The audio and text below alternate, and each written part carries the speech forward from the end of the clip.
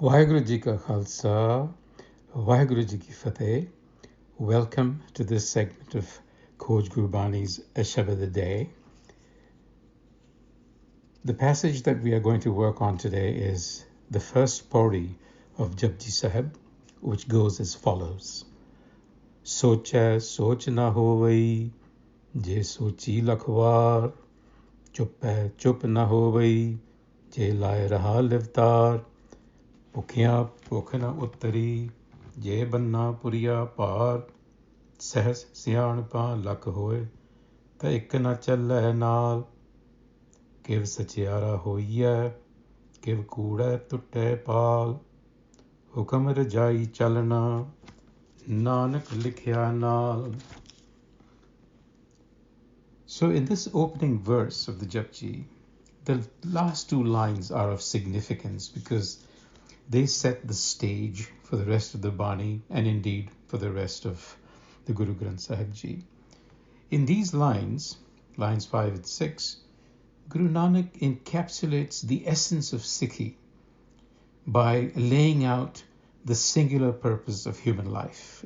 It is expressed in the form of a two-part inquiry and response. And the query is, Kiv sachiara hoiye, kiv kude tutte pal. How shall we become satyara? In other words, how shall we become truth realized? How shall we break the wall of kude, the wall of falsity? And the response to that is, Hukam Rijai Chalana Nanak Likhya Naal. To the hukam, to that cosmic will of the Rajai, of the cosmic intender, attune yourself. Says Nanak, that hukam exists in you as your essential self.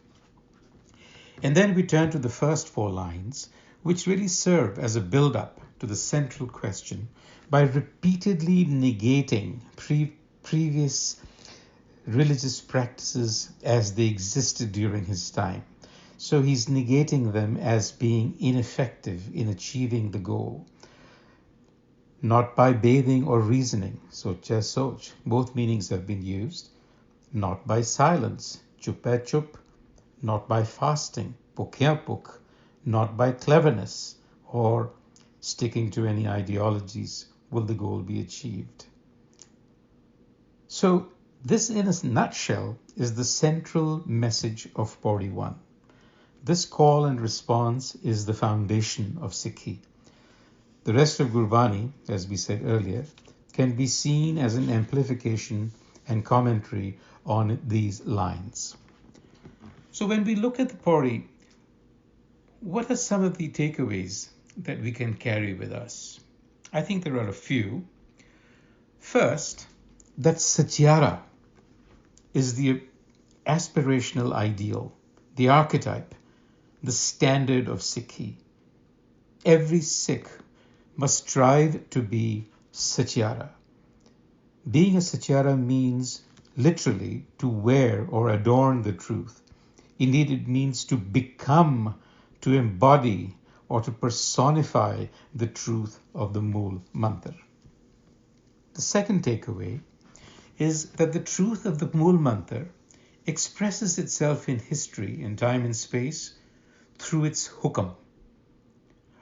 Hukam is understood in Gurbani variously as a command, a writ, cosmic will, the cosmic order, as in the systemic order of things, the way the universe works.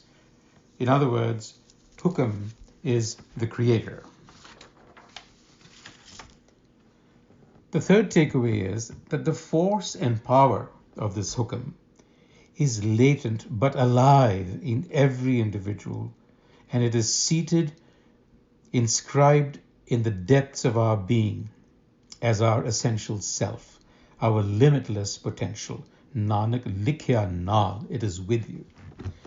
Gurbani in other places refers to this essential self with various terms, such as our Mool, Har, Prabh, Ram, Gopal, to mention a few.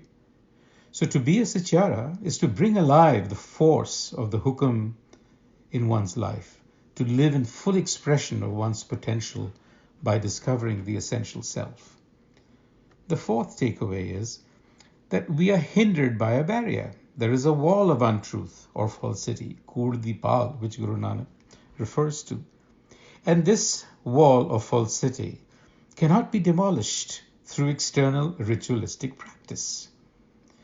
So the hint here is that the path is inward, and we have to be inward bound. It is in the nooks and crannies of our psyche that we will find clues to Hukam. So extend your consciousness beyond simple logical formulations of the world to include intuitive skills and aesthetic awareness. In other words, a personal vision in equal measure. So the conclusion that we can draw is that to be a Satyara is a work in progress, a journey of self-discovery. A Sikh life is one that is in constant awareness of being rooted in a timeless and eternal truth, Satnam, that is ultimately unknowable, but expresses itself through its creation, and we are a part of this expression. A Sikh life must then reflect the qualities of this eternal being in whom we are anchored. A Sikh is an integrated whole where the head and heart work in unison, creatively, fearlessly, without malice, and guided by Guru wisdom, Gurmat. So therefore this requires of us not an alternate set of religious practices, but an internal reorientation of our lives to the truth of the Mool Mantar, to be guided by the inner compass of the Mool Mantar, which will reveal itself to us as Hukam. We leave you with some thoughts to ponder. 550 years after Guru Nanak, where do you think we stand today, individually and as a community, in our relationship to Gurbani?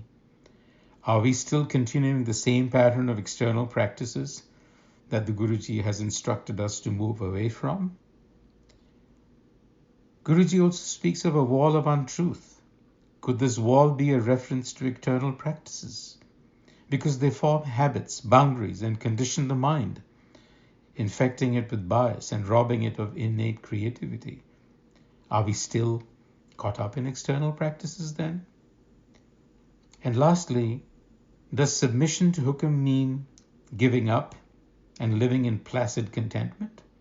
Because if all is Hukam, then why do I have to bother with anything? These are some thoughts that we leave with you for your reflection. Vaheguru Ji Ka Khalsa, Vaheguru Ji Ki Fateh.